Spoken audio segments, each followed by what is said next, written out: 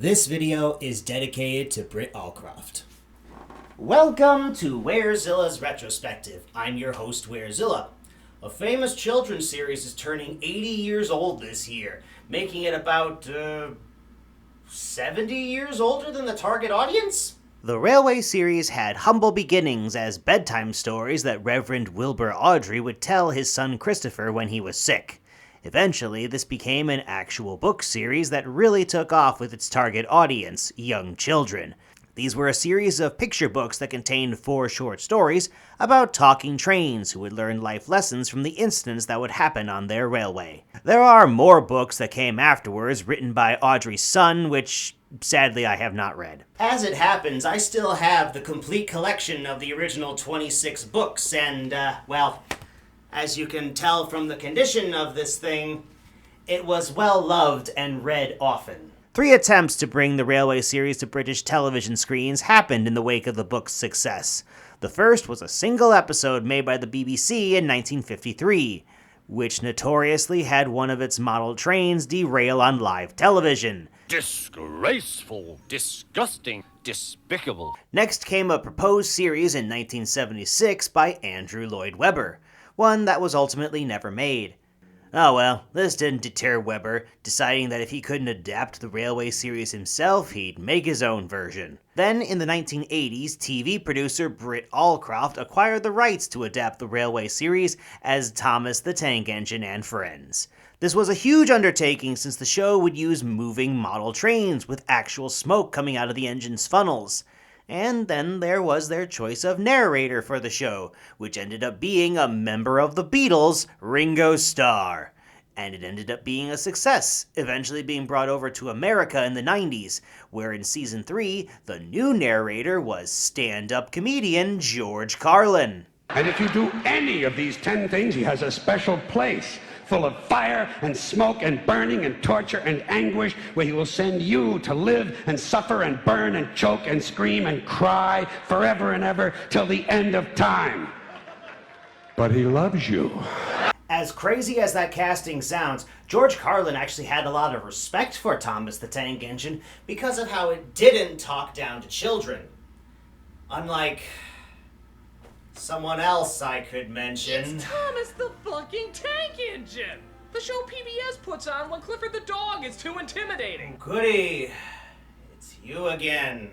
In the year 2000, we got a Thomas the Tank Engine film, Thomas and the Magic Railroad. How I felt about this movie when I saw it in theaters as a child, as well as my current thoughts on it, will be the main subject of this video. But there's also the thing that leaves me with a pit in my stomach. In 2012, the Nostalgia Critic did a review of this movie, and I couldn't view him in the same light ever again. Before the Change the Channel drama that really soured people's opinions of Doug Walker, or any of his later controversial reviews like on Deadpool 2, or Sailor Moon, or The Wall. The movie ended on such an open vagueness that it only makes sense that the review end on such an open vagueness. It's a review! Yeah, before any of those problematic things came up, it was his review of Thomas and the Magic Railroad that alienated me from the critic. It was this video where I learned what happens when the Nostalgia Critic reviews something that holds no nostalgic value to him. In fact, as we go through this, we will see he thinks Thomas the Tank Engine in general has no value of any kind. He seems convinced that the show is extremely tame, low-quality trash. How he came to this conclusion when he admits at the end of his review that he's never watched the show is a mystery that I cannot answer. Like that comment we just heard, how on earth is Thomas the Tank Engine a show something that little kids wouldn't find scary considering just how many crashes happen? That chase music is something that even as an adult I can say sounds ominous. Oh, and this show also isn't afraid to throw in some innuendos that will go completely over the target audience's heads. Engines don't wear scarves. Engines with proper funnels do, replied Percy. You've only got a small one. And I know this character was introduced after the film, but there's also Emily, who is very proud of the fact she has big wheels, if you know what I mean. Rewatching the critic's video so I could talk about it today was a huge chore to get through because of a preconceived notion he pulled out of his ass. But the worst part is, this isn't like The Lost World where I felt like he was trashing a good movie. Thomas and the Magic Railroad is not very good. So why am I even acknowledging his thoughts on the movie when discussing my own? Because he assumes the movie's flaws are the show's flaws, which couldn't be further from the truth. And when he does address specific flaws, he goes off in the wrong direction. And that's why we're here today, to address the actual issues with this movie while refuting what is essentially Thomas the Tank Engine slander. Let us begin. 7, 8. Who do we appreciate? Practicing your numbers, Gordon. I'm counting how many seconds late you are. I suppose I am pretty late. So let's make up for lost time by talking about this movie. And we open on the island of Sodor, where we notice something a little different as the engines go about their daily schedules. If you were to ask the nostalgia critic, he'd tell you the problem is the static faces of the engines. But this is exactly what we got in the show, so it's par for the course. Now, do I think a theatrical film should have made some effort to make the faces move? Honestly, given the technology at the time, I don't think this would have worked out. 8 years later, the show gave CGI faces to the physical models, and they looked awful. The following seasons are full CGI, which varies in quality, but at least the faces aren't as uncanny given they blend better with the rest of the animation. Trying to pull this off with models in the year 2000 would have looked even worse, so sticking with static faces may have been the better call. The critic's gag of giving the engines mouths like a Clutch Cargo cartoon is certainly not something the film should have done. No, the real issue present from the very start of this movie is that there's no people on Sodor. The engines have no drivers or firemen, no passengers, no workers. It's devoid of human life, which is the actual first sign something is off. Engines appear to be driving themselves, which is certainly a choice. But there's plenty of people, live-action people, at Shining Time Station. Oh, right, I should probably explain that. So when Thomas the Tank Engine was brought over to America, it was given a tie-in show taking place at a train station. Here lived a little man called Mr. Conductor who would tell stories about Thomas to the other Shining Time Station characters. Seeing as they were the Thomas narrators, Ringo Starr and George Carlin played the character in the show, and in the movie, he's played by Alec Baldwin. Where did you find this painting? In an old locker.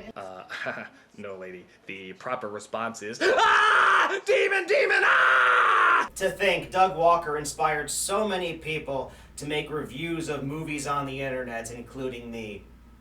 Mainly because that was a great example of what I like to consider brainless criticism. When a tiny man materializes on a woman's desk and she casually says hi, that's the movie telling you these two know each other, and so having Stacy panic at the sight of Mr. Conductor would actually make this introductory scene worse. One thing I will say is this part is where the critic stumbles upon a genuine criticism of the movie. There's nothing really magical about Sodor except for the fact that the trains talk. Wouldn't it make more sense just to have it all take place in one world? Why not just have a world where trains talk and that's it? Why have the real world in it at all? And that's because in the show, the trains being able to talk is the only thing about them that really comes across as magical. How they function is more grounded. They run on steam, being based on actual trains, with some stories even taking inspiration from real-life train accidents. All the more reason why the lack of people on Sodor is a weird choice. The railway's controller, Sir Topham Hatt, is not present in this movie, but we see pictures of him and his wife, and they appear to still be wooden figurines like in the show. Their absence, coupled with live-action actors only in Shining Time Station, can leave even the target audience scratching their heads. Exposition is trickled throughout the next few scenes, adding new lore tidbits that will remain exclusive to this film. The idea that the island of Sodor is apparently in a separate universe as the live-action Shining Time Station, connected by a magic railroad. And because this is a movie-exclusive plot device, it confuses audiences familiar with Thomas and Shining Time Station, while anyone who's watching the movie without having seen the show are going to find themselves asking the same question as the critic. Wow, we actually stumbled upon a good point here. Or hell, if the magic dust is so magical, can't he just bring a normal-sized person into the world? There'll be a giant there! So, where's Dad? Think, people, think! I did think. More importantly, I was paying attention when I was watching, because we see later in the movie people from Shining Time Station's world go to Sodor and everyone is to the same scale. This remark sounds like the critic asked himself this question when watching the movie for the first time, and even though a later scene in the movie addresses his question, in his review he pretends it's not answered at all. In fact, that point is so stupid it distracted me from the one right before it. What is that? That's right, it's sugar, Diesel. And if I throw this in your tank, it'll seize you up for good. Wait, so sugar is the big kryptonite in this world? It is for diesels, because that's exactly what will happen if you pour sugar into a diesel engine. Anyway, let's talk about some of the movie's original characters. Living in nearby Muffle Mountain is Burnett Stone and his engine, Lady, who is inoperable and missing her face. Being unable to repair her leaves Burnett in a chronically depressed state for most of the movie, and because of his preconceived notions about Thomas being a low-quality series, the nostalgia critic spends his whole review yelling at Peter Fonda for putting effort into his performance. God's sake, lighten up! It's Thomas the fucking tank engine! Save it for a movie that deserves it! The real problem with Burnett is that his character has had most of the conflict he was involved in gutted during post-production. See, in the final cut of Thomas and the Magic Railroad, the main villain of the movie is a diesel engine called Diesel 10. Considering the first Diesel character of the show was simply called Diesel, this is not the best name they could have come up with. He spends most of the movie skulking about and threatening the steam engine, saying he's searching for the Lost Engine. The Lost Engine, of course, being Lady. However, this wasn't the case in an earlier cut of the movie. Originally, Diesel 10 was a secondary villain, and instead the film's big bad was a human villain called P.T. Boomer. He was the one who originally caused Lady's accident, and his goal in the film was to finish what he started. Thing is, test audiences didn't like Boomer. Ironically, he was considered too scary for kids, resulting in his role being cut. And as a result, a lot of Burnett scenes are just him moping around. They get repetitive after a while, which is kind of a problem for the middle portion of the film in general. Mostly characters traveling from one place to another. Mr. Conductor has a lengthy segment where his memory starts failing him and he gets lost. It's here where he's at his oddest. Mountain? Fountain? That might be something. Toothpaste? Beach? Wait a minute. Beach. Beach! That's it! That's it! Ringo Starr and George Carlin were charming when they played Mr. Conductor.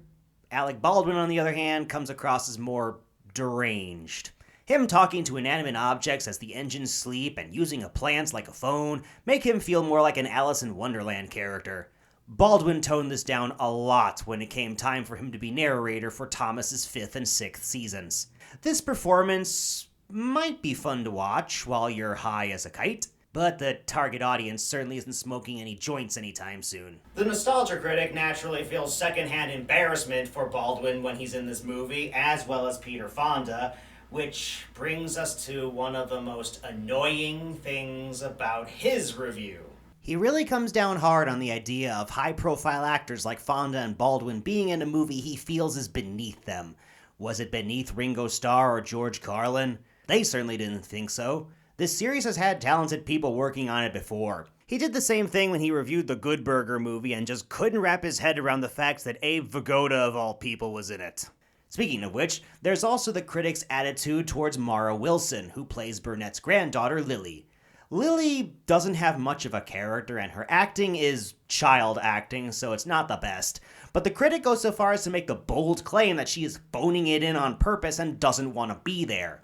Well, the joke's on the critic, given a later interview with Mara Wilson by Doug Walker, no less, was where she revealed she enjoyed working on this movie and wasn't at all embarrassed by it. No. Being in this movie isn't embarrassing.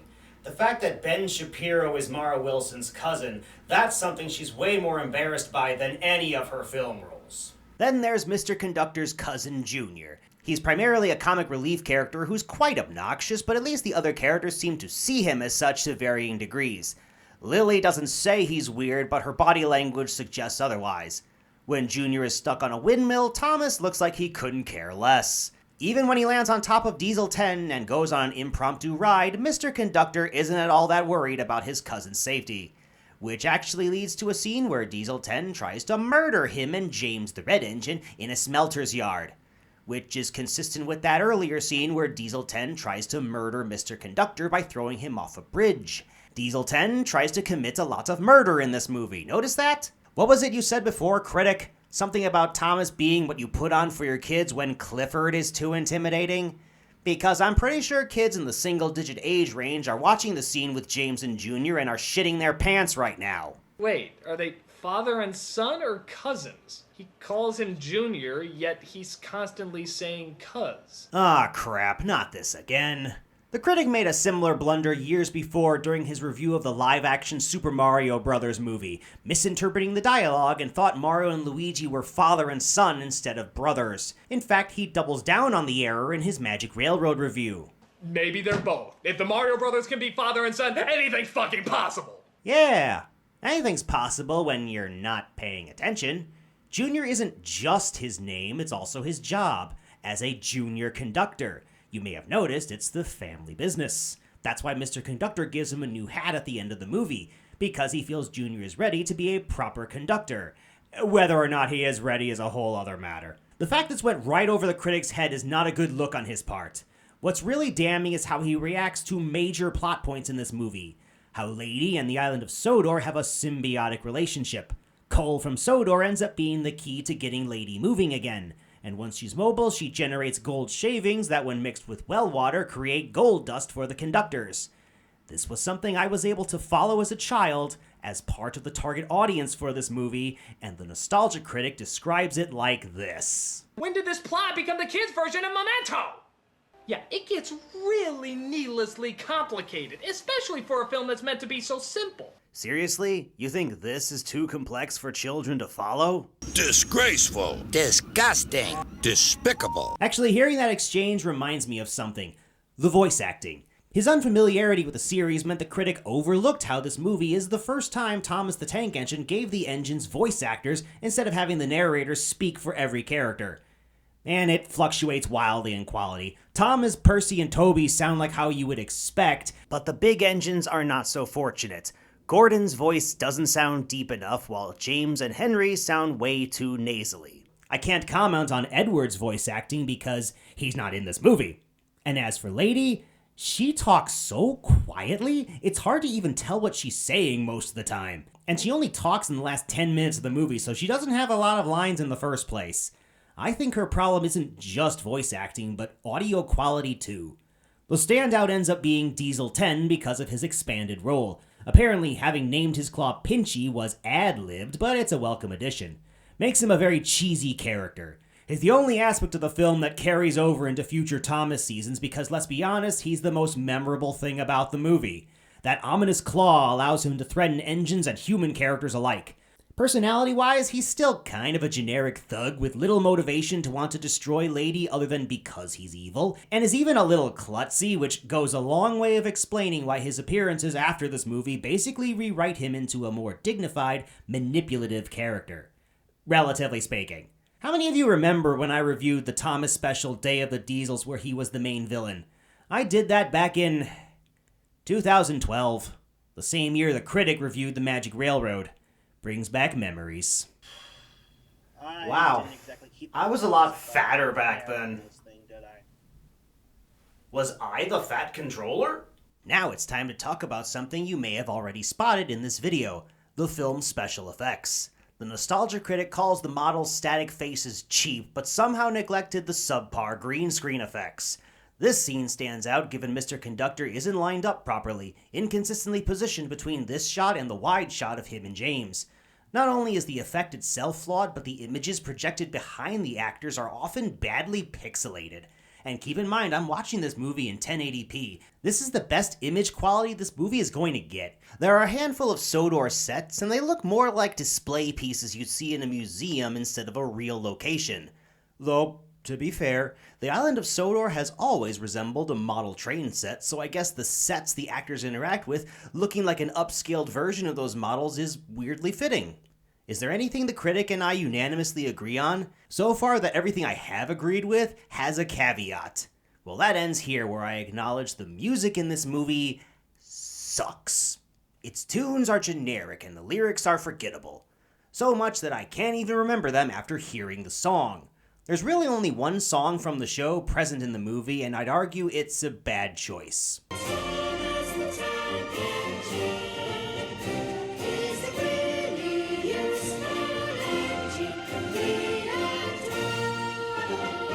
Notice how it's played over a montage of all the engines at work, not just Thomas? I get why a song about Thomas would be in the first Thomas movie, but this was the wrong place to put it. And so we've come to the happy end of our story. And it's time for all of us to go home. Just like Thomas. Yeah, we're definitely getting there, but there's one more thing I've saved for last. Throughout this review, I've mostly been focusing on the movie's original characters without really acknowledging Thomas's role in his own movie. A common criticism of this movie, made by more people than just the nostalgia critic, is that Thomas himself is barely in the movie. I don't really think that's true, since he has more screen time than the other steam engines. I think the actual problem is that he's here, but he's not doing anything most of the time. A lot of his scenes are him talking to another engine about Diesel 10's search for Lady and that he has to do something about it. But not much progress is made because of the sluggish middle portion of the movie. The other engines are just going about their day, even with Diesel 10 running around, snapping his claw at them. It doesn't feel like he's making progress in finding the lost engine. Did Boomer take up so much of the movie's original plot that it leaves a good chunk of it feeling devoid of action? It certainly feels that way. Thomas is the only engine who's trying to move the story along, but he's trapped in the same game of spinning his wheels to fill for time as the human characters in this movie. And I'd say his role sums up this movie in a nutshell. He's trying, but there's a long slog in his way. With all these issues, it's not surprising to learn this movie underperformed at the box office. Shining Time Station was not renewed for another season after this movie, and the events of the film ended up being irrelevant to the series going forward. As mentioned, Alec Baldwin narrated the next 2 seasons, and Diesel 10 are the only things this movie carried over, with everything else being left behind, aside from a small cameo by Lady in one of the later specials. Given Thomas the Tank Engine continued long after this movie came and went, I'd say it didn't do any lasting damage to the series, so it's not worth getting mad at it. It just kind of exists as an artifact of its time. The main reason why I object to the Nostalgia Critic's review is that he feels like the filmmakers should not have even tried. And I feel like it also exposes one of the biggest flaws in his review format. The less the critic knows about the topic, the less respectful his reviews are, and the shallower the critiques become. This divide is only going to alienate people who find these movies and shows nostalgic, people who have genuinely more nuanced takes. Meaning as time goes on, the nostalgia critic is only going to become less qualified for the role he himself established. His own audience will be better suited for the task. I started making reviews on this YouTube channel because I was inspired by the Nostalgia Critic, and for better or worse, seeing this back in 2012 again influenced my own reviews going forward. After watching this, I promised myself I would do my research on a series before reviewing something. This is why certain topics that have been requested over the years have sadly fallen on deaf ears. For example, I don't think I can review something from, say, the Sonic the Hedgehog series in good faith because it's a series I'm not very familiar with. I haven't played any of the games or watched any of the shows or the movies, and I don't want to make the same mistake the critic made here with Thomas. Thomas and the Magic Railroad was a learning experience for everyone involved in making it, just like how the Nostalgia Critic's review of it was a learning experience for me. Again, it's like poetry, so if they rhyme. Every stanza kind of rhymes with the last one. Hopefully it'll work. And now that I've finally gotten that off my chest, it's finally time to move on to my next review, where we'll be taking a look at a movie that is much more celebrated by its audience. I'm looking forward to it, and I hope you are as well. Catholics and other Christians are against abortions, and they're against homosexuals. Well, who has less abortions than homosexuals? Leave these fucking people alone, for Christ's sakes.